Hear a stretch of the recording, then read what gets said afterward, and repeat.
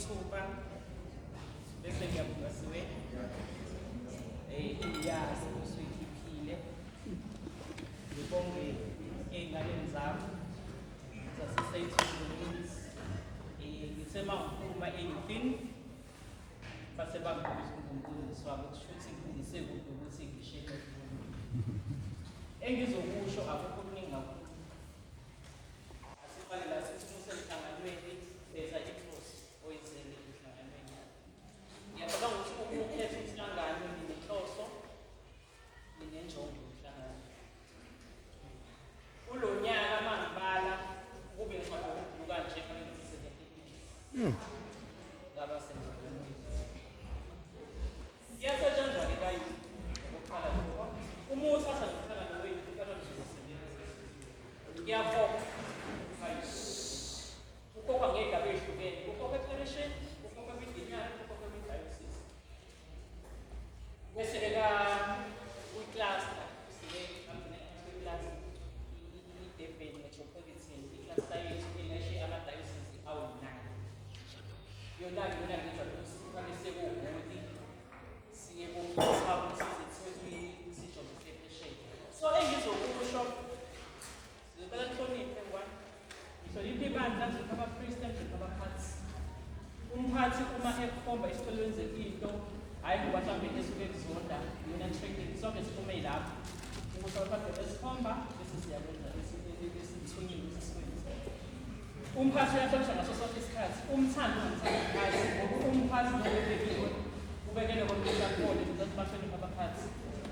bahloniphe abaphathi bese nizama ukulandela isakhiwo njengoba sinjalo mhlawumbe kuzohamba isikhathi mhlawumbe kusothi siya-amendeka mhlawumbe uma uphumayo ungenayo kodwa engizokusho abaphathi bamaparishi vele abahlonishwe kahle hle idinari yomhlathozane sisakhona thina idingane ngiyayithatha lero ngenxa yokuthi iminyaka iyakhula-ke kufanele sibuye esikhumbe sitedele abangaphansi kwethu kwezomsebenzi kodwa ngiyathembisa ukuthi ngenxa yesikhundla kanjani engisinikezwe ubaba uMhlekazi Frank Augustine ukuthi ngikukho-coordinator wabantu abasha kwidayosisi yonke nonke nje balela ngaphansi kwami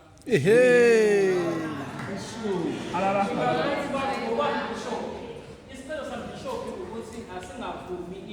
ipheli maperishi thine sesithokuhamba ibanga asilekelele asilekelele so ezusiwele ekhona ekwidayosisi usiphume ekhona ekwidayosisi naye kanye nomathanga